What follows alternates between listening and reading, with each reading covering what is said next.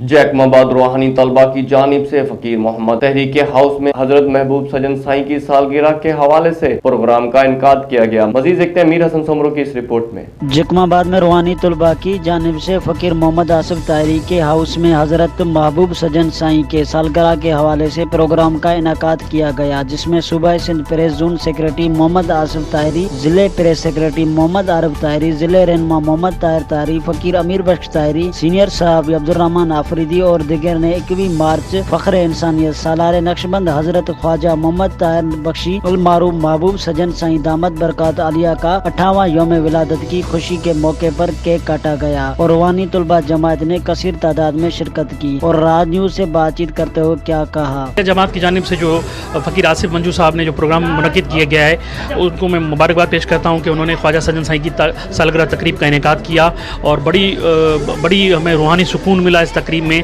क्योंकि पीरो मुर्शिद किसी के भी हों वो उनका दर्स अमन और भलाई होता है और ख्वाजा सजन साई भी अपने मुरीदों और क़ीदतमंदों को जो दर्स देते हैं इंसानी भलाई का, वो भी काबिल तारीफ़ है और वो काबिल तकलीद है। तो हमें चाहिए कि हम उनके जो दर्स दिया गया दर्स है उसको आगे फैलाएं और दुनिया को एक अमन का गहवारा बनाएं। तो साफ़ियों का शुक्रगुजार हूँ कि आज रूहानी तलबा जमात